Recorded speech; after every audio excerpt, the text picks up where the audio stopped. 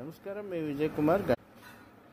భారతదేశానికి సంబంధించి ఒక కీలకమైనటువంటి విషయం చెప్పాల్సినటువంటి, భారతదేశంలో బ్రిటిష్ వాడు వచ్చే నాటికే, లేదా పోర్చుగీస్ వాడు వచ్చే నాటికే, లేదా ఇతరస్తులు వచ్చేవాడి నాటికే భారతదేశంలో క్రయ విక్రయాలంటే వ్యాపార సంబంధాలు నిర్వహించే ప్రతి ఒక్కడికి అన్ని భాషలు వచ్చు.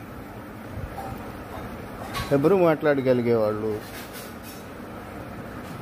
ఇటాలియన్ ఇంగ్లీష్ని అర్థం చేసుకునేవాళ్ళు, మాట్లాడేవాళ్ళు.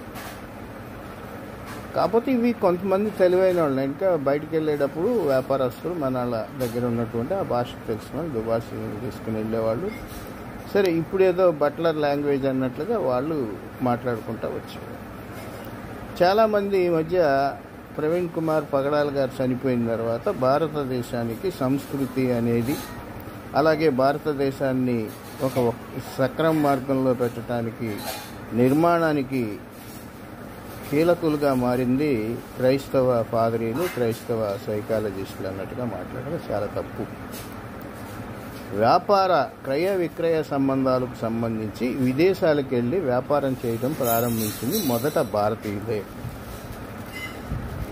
అవి పశువులు కానివ్వండి, వస్తువులు కానివ్వండి, బంగారం కానివ్వండి, వెండి కానివ్వండి, కెంపులు కానివ్వండి, వజ్రాలు కానివ్వండి, పడవల్లో వెళ్ళి వ్యాపారం చేశారు.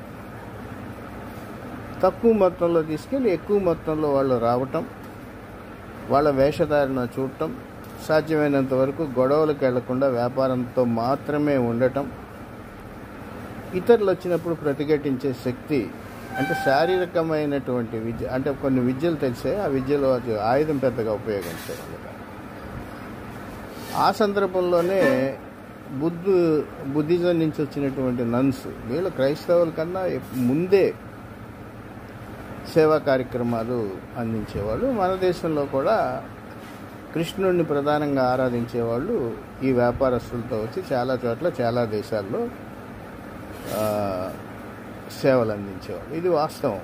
దీన్ని చరిత్ర వక్రీకరించేసి మీకేదో భాష వచ్చింది కాబట్టి, వాళ్ళు ఏదో రాశారు కాబట్టి అది మన క్రైస్తవ సోదరులు వాటిని బట్టి హిందువుల మీద విమర్శలు చేయాలి. అది మంచిది కూడా కాదు, ఇది సమయం కూడా కాదు.